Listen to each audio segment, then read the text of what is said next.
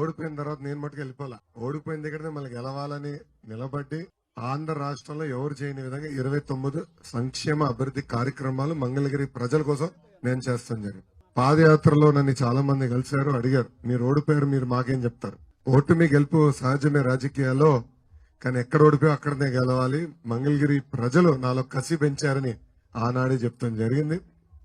మీరందరూ ఆలోచించండి అమ్మా, ప్రతిపక్షంలో ఉన్నప్పుడే మనం అంత మంచి పనులు చేసామంటే ఇంకా రేపు అధికారంలోకి వచ్చిన తర్వాత ఇంకా మంగళగిరి రూపురేఖలు ఎలా మారబోతున్నా ఆలోచించవలసింది మిమ్మల్ని అందరూ కోరుతున్నా. ప్రత్యేకంగా మన నియోజకవర్గానికి వచ్చే గల ఇంటి సమస్యలు ఉన్నాయి, మౌలిక సదుపాయాలు సరిగా లేవు, ఇంకో పక్కన యువతకు ఉద్యోగాలు ఉపాధి లేని పరిస్థితి చూస్తున్నాం.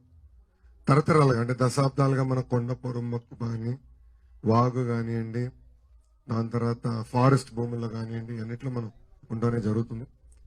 అది గతంలో ఎమ్మెల్యే గారు రెగ్యులరైజ్ చేస్తానని హామీ ఇచ్చి మాటలు తప్పారు, అది అందరు తెలిసిన విషయమే. మొదటి 5 సంవత్సరాలంటే ఆయన అధికార పార్టీలో లేడు కనుక ఏదంటే చెప్పేశాడు. 5 సంవత్సరాలు అధికారంలోకి వచ్చిన తర్వాత కూడా ఆయన ఎక్కడ ఒక్కటిగానే ఒకటి రెగ్యులరైజ్ చేయలేదు.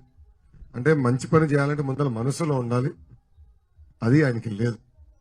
నేను పోయిన దాదాపు ఒక 11 నెలలు రాష్ట్రం అంతా పాదయాత్ర చేశా. బాబు గారు అరెస్ట్ అప్పుడు రాజమండ్రి, ఢిల్లీలో కూడా తిరుగుతాం జరిగింది.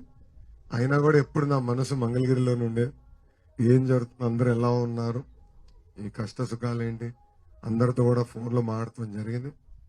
తప్పనిసరిగా మీరేదైతే నమ్మకం నా పైన పెట్టుకున్నారో అది నిలబెట్టుకునే బాధ్యత నేను తీసుకుంటానని సభాముఖంగా తెలుపుకుంటూ ఈ రోజు తెలుగుదేశం పార్టీలో చేరేదానికి వచ్చిన మీ అందరికీ మనస్ఫూర్తిగా ఆహ్వానం పలుకుతూ నాదొకటే, ఎవరు బూత్ వాళ్ళు మెజారిటీ చూపించాలి, ఎవడు సత్తా ఏంటో వాళ్ళు నిరూపించుకోవాలి, వాళ్ళకి పెద్దపీట వేసే బాధ్యత నేను తీసుకుంటా.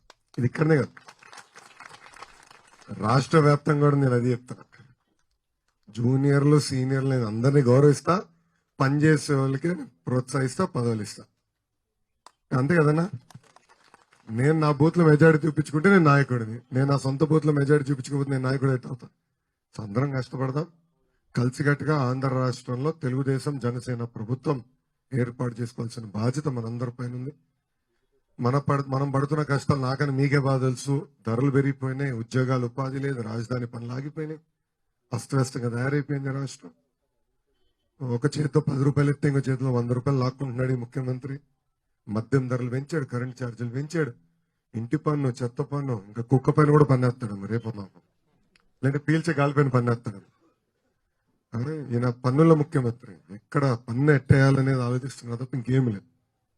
సో దయచేసి మీరందరూ గుర్తుపెట్టుకోవాల్సిందిగా మిమ్మల్ని అందరూ కోరుకుంటూ ఇప్పుడు ఈ కార్యక్రమం ముందలు తీసుకెళ్లవలసిందిగా మా అబ్జర్వర్ సత్యనారాయణ గారిని కోరుతాం. అందరికీ నమస్కారం.